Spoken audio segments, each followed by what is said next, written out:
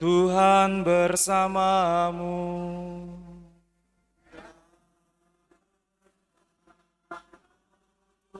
Inilah Injil suci menurut Lukas.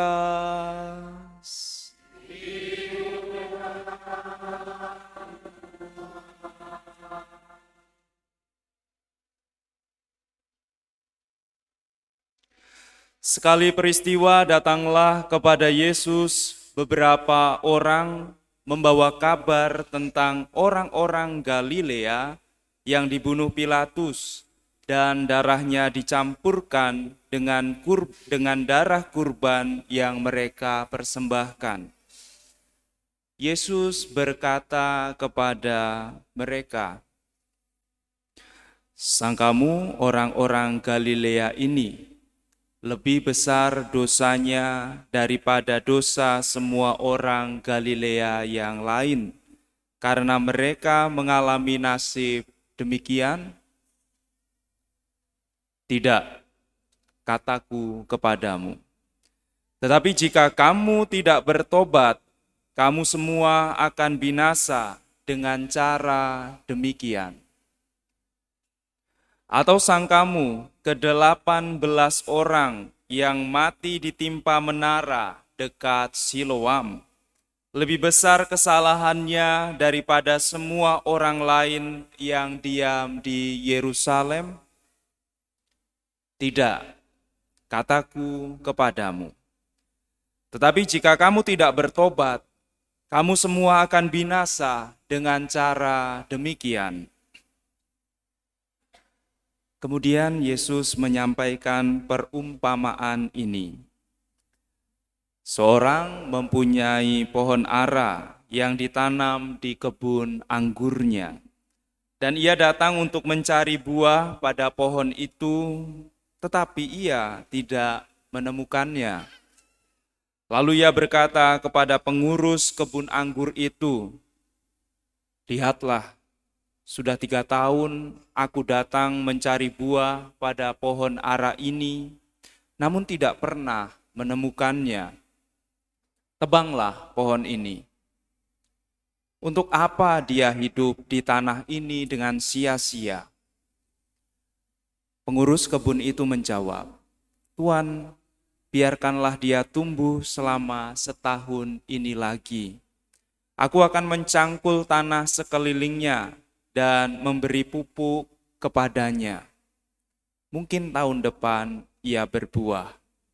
Jika tidak, tebanglah dia." Demikianlah sabda Tuhan.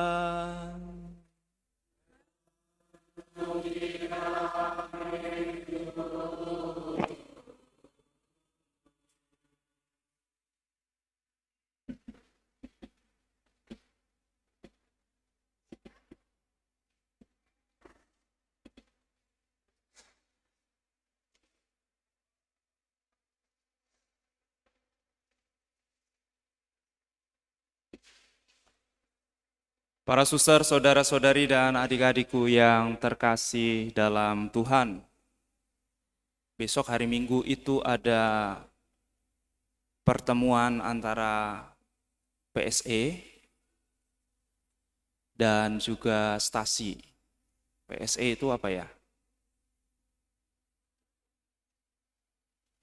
Sosial ekonomi seperti itu. P-nya apa saya? Pengembangan, ya, betul sekali. Dan tema yang akan dibicarakan adalah cepat tanggap menanggapi bencana. Ya, karena memang beberapa bulan belakangan ini banyak sekali kita melihat, menyaksikan terjadi bencana alam, baik itu di luar negeri maupun di dalam negeri. Tidak usah di dalam negeri, di persimpangan depan itu saja kalau hujan deras sudah banjir. Atau juga kalau ke arah Panjang itu sudah banjir. Semoga tidak ada yang berpikir di antara kita sama seperti dalam bacaan Injil tadi, ya. Wah, orang yang kena banjir ini berarti dosanya lebih besar daripada saya. Sombong amat, ya. Bukan berarti Anda tidak mengalami apa-apa, berarti Anda itu lebih baik daripada mereka. Dan celakanya, saya kalau lihat di Instagram atau di TikTok, ada orang-orang Kristen yang senang menghubung-hubungkan antara bencana dengan dosa. Dan biasanya kalau sebelumnya itu ada menolak gereja, kemudian besoknya terjadi banjir, bencana, langsung jarinya itu lemas mengetik seperti ini. Paket air dari Tuhan sudah tiba. Wah, nggak boleh ya, tidak boleh. Atau beberapa bulan yang lalu kebakaran di Los Angeles, California, ya itu dihubungkan karena ketika ada acara Grammy atau ada acara apa, ya nama Yesus itu sedikit atau bukan, agama itu sedikit diolok-olok, dan tidak lama setelah kejadian itu kemudian terjadi kebakaran besar itu. Lalu orang dengan bangga mengatakan, nah itulah orang yang tidak punya agama dihukum oleh Tuhan. Lalu kita merasa diri kita lebih hebat. Sama seperti dalam bacaan Injil. Kalau itu yang kita lakukan, kemudian kok kita menjadi sama seperti orang-orang yang ditegur Yesus dalam Injil pada Minggu Prapaskah yang ketiga ini. Ketika kita melihat bencana, melihat orang-orang yang terdampak, mengapa kita merasa lebih baik dan memandang orang lain yang terkena bencana itu lebih berdosa dari kita, atau mereka memang pantas mendapatkannya?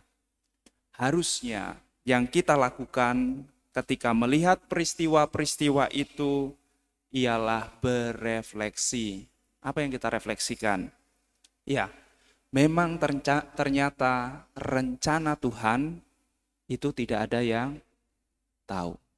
Ya, rencana Tuhan itu bisa datang kapan saja, dalam waktu yang tidak kita duga-duga, tidak kita sangka-sangka. Lalu pertanyaannya untuk kita, apakah saya sudah siap dan sudah bisa mempertanggungjawabkan buah-buah dalam hidup saya? Maka kalau melihat bencana, tragedi, jangan kita mengukur-ukur, oh dia memang pantas, oh dia sudah selayaknya menerima demikian. Bukan, tetapi yang harus dilihat adalah diri kita sendiri. Para suster, saudara-saudari, dan adik-adikku yang terkasih, dalam Injil Yesus dengan tegas mengatakan tidak ada hubungan kausalitas sebab akibat antara dosa yang lebih besar dengan nasib celaka. Tidak ada. Tetapi jikalau kamu tidak bertobat, kamu pun akan binasa. Celakalah saya jika saya harus kembali kepada Allah dalam situasi tidak atau belum bertobat. Maka kita akan binasa. Maka masa Prapaskah ini mengingatkan kita terus-menerus untuk bertobat. Dan untunglah bahwa Allah itu sungguh sabar. Ia selalu menunggu kita bertobat. Selalu masih ada waktu, sampai kapan kita tidak tahu.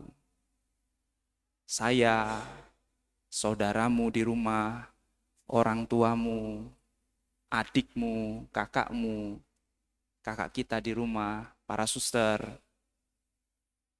itu seperti pengurus kebun anggur dalam bacaan Injil, seperti Paulus dalam bacaan kedua, dan seperti Musa dalam bacaan pertama. Kami tidak bisa meminta Tuhan mengampuni orang lain. Kita tidak bisa meminta Tuhan mengampuni dosa yang secara sadar dilakukan oleh orang lain. Kami hanya bisa berdoa, Tuhan berilah dia kesempatan. Dan yang harus bertobat adalah diri kita sendiri masing-masing. Maka berbuahlah dalam pertobatan. Dan itu yang bisa menghasilkan adalah diri kita masing-masing. Dan buah pertobatan yang paling nyata yang bisa kita wujudkan adalah melalui pengakuan dosa. Para suster, saudara-saudari, dan adik-adikku yang terkasih, dalam bacaan yang kedua, Paulus menghubungkan antara peziarahan kita di dunia ini itu serupa dengan peziarahan Musa memimpin bangsa Israel keluar dari Mesir. Kita semua telah diselamatkan oleh Allah, kita telah menerima baptis. Kalau dalam perjalanan Musa, baptis itu diumpamakan dengan perjalanan keluar melalui laut mati. Kita telah menerima makan dan minuman rohani. Dalam perjalanan Musa, mereka menerima mana dari surga dan juga menerima air dari mata air Meriba, dari batu karang yang dipukul oleh Musa. Dan kita menerima makanan dan minuman melalui sakramen-sakramen. Lalu apakah itu cukup? Ternyata sebagian besar orang Israel meskipun sudah diselamatkan, sudah dibaptis, sudah menerima makanan rohani dan minuman rohani, hidup tidak baik. Hidup dengan menentang kehendak Allah dan akhirnya mereka tidak sampai ke tanah terjanji. Maka kita juga bisa demikian kalau kita tidak bertobat. Apa yang terjadi pada bangsa Israel menjadi peringatan supaya kita jangan menginginkan hal-hal yang jahat dalam peziarahan hidup kita. Jangan sampai karena merasa sudah dibaptis, sudah menjadi Kristen, sudah menjadi Katolik, kita sudah berdiri dengan nyaman tanpa berbuat apa-apa. Siapa yang menyangka bahwa dirinya teguh berdiri, hati-hatilah supaya jangan jatuh. Jangan jatuh dalam cobaan, jangan jatuh dalam godaan, jangan jatuh dalam dosa, dan jangan jatuh dalam keengganan untuk bertobat. Karena kita akan menjadi binasa. Maka mari masih ada kesempatan, Tuhan masih memberikan kesempatan, maka kita gunakan sebaik-baiknya untuk melakukan pertobatan. Semoga Tuhan memberkati kita.